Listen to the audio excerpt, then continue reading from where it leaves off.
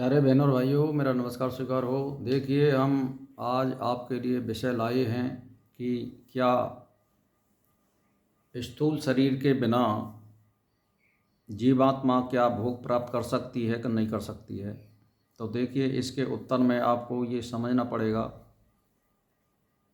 कि जिस प्रकार ये मेरा फ़ोटो दिख रहा है आपको, ये साकार रूप का फ़ोटो है। इसी प्रकार जिस प्रकार ये फ़ोटो आपको दिख रहा है, ऐसे ही हमारे इस शरीर के अंदर में एक फ़ोटो है जिसको सूक्ष्म शरीर कहते हैं। और सूक्ष्म शरीर को हम अपनी आँखों से नहीं देख सकते हैं, और वो स्थूल शरीर का सूक्ष्म शरीर है। और वो सूक्ष्म शरीर ही इस शरीर से निकल के जाता है, तो इस शरीर को मृत माना जाता है, आप समझ लीजिए। तो मेरा कहने का मतलब ये हुआ कि आपको ये समझना पड़ेगा कि हमारा जो वाहन है शरीर का, वो सूक्ष्म शरीर है। ये जन्म जन्मांतर की जो यात्रा कराता है वो ये सूक्ष्म शरीर कराता है। और आपने देखा होगा, सूक्ष्म शरीर में आत्मा बैठ करके कहीं यात्रा करती है, ये स्वयं कहीं भी नहीं जा सकती है। तो मेरा कहने का मतलब ये है कि सूक्ष्म शरीर निकल के स्वप्नावस्था में चला जाता है, जिससे आपको ये आपने देखा होगा कि स्वप्न में खाना खाता हुआ देखा होगा आपने किसी मनुष्य को, अपने आप को, या संभोग करते हुए देखा होगा कहीं आपको, अपने आप को, या मान के चलिए खेल जो खेलते हैं खिलाड़ी, उसको खेलते हुए देखा होगा। यानी वो स्वप्नावस्था में कुछ भी कर सकता है। तो ये क्या होता है, ये सूक्ष्म शरीर का भोग है। और जो हम तुम साकार में खा रहे हैं, ये जो है साकार शरीर का भोग है। इसको स्थूल शरीर कहते हैं, लेकिन स्थूल शरीर से ही सूक्ष्म शरीर बना है, इसीलिए उसको भी हम भोग मान सकते हैं, जो स्वप्नावस्था में भोग लेता है। इसी प्रकार के जब जीवात्मा ब्रह्म में जाता है, ब्रह्म में विलीन होता है, तो वहाँ भी भोग ले सकता है ब्रह्म में।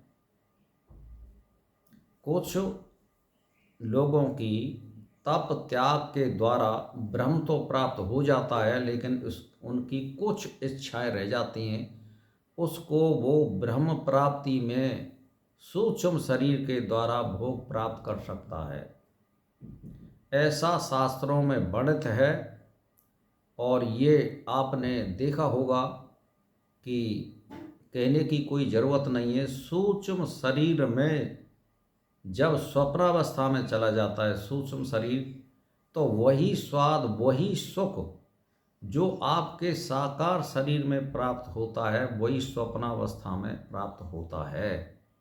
लेकिन जब वो होश में आ जाता है, जाग जाता है, तो अरे यार, ये तो क्या हो गया, ये हो गया, वो हो गया, कुछ नहीं है।